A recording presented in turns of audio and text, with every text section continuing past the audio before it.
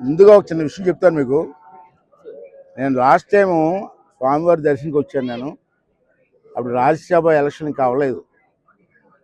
Committee వచ్చి మీ press ముందు మాట్లాడుతూ మీరు అడిగారు ఏం కోరుకున్నారని అన్నీ చెబుతూ మా అబ్బాయికి కూడా రాజ్యసభ సీట్ ఇవ్వమని చెప్పి అడిగాను స్వామివారిని అని మొక్కుని వెళ్ళాను. వెళ్ళిన 3వ రోజుకి రాజ్యసభ వచ్చింది మా అబ్బాయికి, విజయ్కి. స్వామివారి దయ వల్ల, మీ అందరి వల్ల. మరి ఈరోజు ఎందుకు వచ్చామంటే మాదొక కమిటీ, వైల్డ్ లైఫ్ కమిటీ అని జూస్ ఉన్నాయి కదా, మన జూలు ఉన్నాయి కదా, జూలు డెవలప్ చేయడం కోసం చెప్పి ఒక కమిటీ ఉంది. ఈ కమిటీ అన్ని రాష్ట్రాల్లో లేదు, కొన్ని రాష్ట్రాల్లో ఉంది. దాంట్లో మన ఆంధ్ర రాష్ట్రం ఒకటి. దీనికి ఎవరైతే స్పీకర్గా ఉంటారో వారు చైర్మన్గా ఉంటారు, మిగతా వాళ్ళందరూ మెంబర్లుగా ఉంటారు. వారిలో శ్రీనివాసులు గారు, పులపర్తి నాని గారు, నరేంద్ర వర్మ రాజు గారు,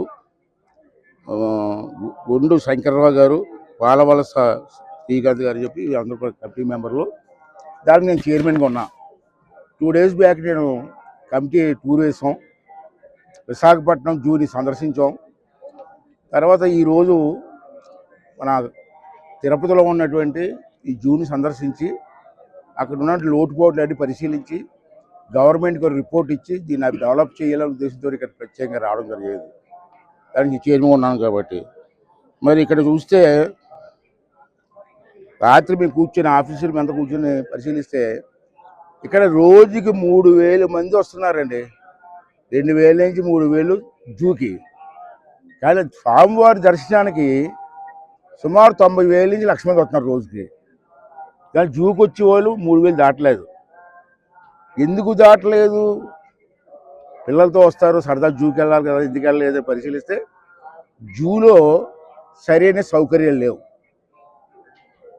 వాటర్ లేదు, ఎంటర్టైన్మెంట్ ప్రోగ్రామ్స్ లేవు. అలాంటి వాడు ఎందుకు వస్తారు? రారు. అంచేత ఒక విషయం చెప్పాలి మీకు. మన ఆసియా ఏరియాలోనే 3,000 ఎకరాలు ఉన్న జూ మన తిరుపతి జూ. ఇంత పెద్ద జూ ఏరియా ఎక్కడా లేదు. అటువంటి ఏరియాని డెవలప్ చేస్తే సందర్శకులకు వచ్చిన దాంట్లో 50% సందర్శకులకు వచ్చిన జూకి బ్రహ్మాండంగా ఆదాయం వస్తుంది, డెవలప్మెంట్ అవుతుంది. అయితే ఆ ఉద్దేశంతో మేము రావడం జరిగింది. ఇప్పుడు ఇది అయిపోయింది, దర్శనం అయిన తర్వాత చిన్నగా జూకి వెళ్తున్నాం. మధ్యాహ్నం 1 గంట వరకు జూలో ఉండి అంతా పరిశీలించి ఏం కావాలి, అక్కడ వాటర్ ప్రాబ్లం ఉందని చెప్పారు రాత్రి. ఇవన్నీ కూడా ఎలా చేయాలి, దానికి ఖర్చు ఎంత అవుద్ది, బడ్జెట్ ఎంత అవుద్ది, ఆ బడ్జెట్ని, ఆ గ్యాప్ని ఎలా ఫుల్ఫిల్ చేయాలా, ఇవన్నీ జూలో కూర్చొని మధ్యాహ్నం 1 గంట వరకు ఉండి పాయింట్స్ రాసుకొని మళ్ళీ 1 గంట నుంచి కలెక్టర్ ఆఫీసులో కలెక్టర్ గారి సమస్యలో మీటింగ్ పెట్టాం అందరం కలిసి. దీనికి ఫండ్స్ ఎక్కడి నుంచి రావాలా, గవర్నమెంట్ బడ్జెట్ ఎంత ఇవ్వాలా, మరి మన ఫ్యాక్టరీలు ఇది సిఎస్ఆర్ గ్రాంట్ ఉంది, ఇక్కడ అన్ని ఫ్యాక్టరీలు ఉన్నాయి, సిఎస్ఆర్ గ్రాంట్ని ఎంత ట్యాప్ చేయాలా, అలాగే గవర్నమెంట్ బడ్జెట్ ఇవన్నీ ఉన్నాయి. టీటీడీ ఉంది, తిరుపతి దేవస్థానం ఉంది. స్వామివారు ఆశీర్వాదంతో అది కూడా డెవలప్ చేయొచ్చు. ఎంతోమంది భక్తులు వస్తున్నారు, వాళ్ళ ఆదాయం ఉంది, టెంపుల్స్ డెవలప్ చేస్తున్నారు. ఆ జూను కూడా తిరుపతి దేవస్థానం వాళ్ళు డెవలప్ చేయడం కోసం, రిక్వెస్ట్ చేయడం కోసం కూడా ఈ మీటింగ్ ఉపయోగిస్తుంది. అంటే నా ఉద్దేశం ఏంటంటే ఒక మంచి సెంటర్ ఇది. టూరిస్టులకు 1,000 మంది వస్తున్నారు.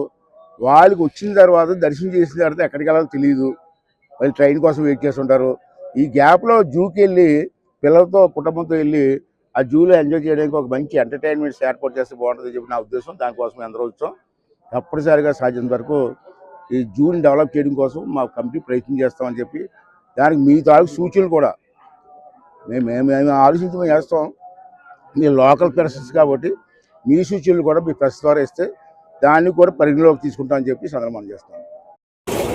మీకు వచ్చాను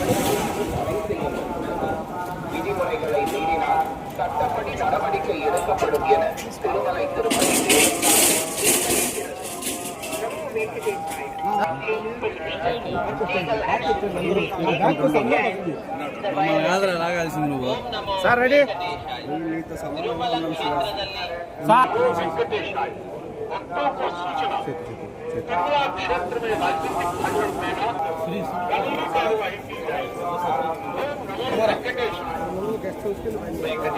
సురేష్ అన్న నిలబడతాడు కింద కింద ఉంగి తీసా ఇబ్బంది అవుతుంది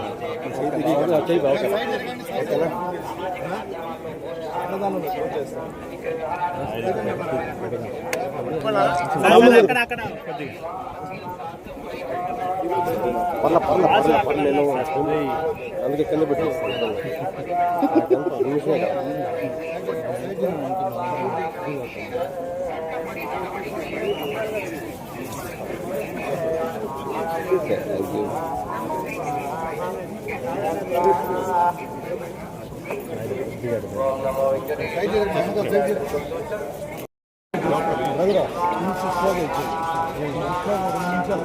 అయిపోయింది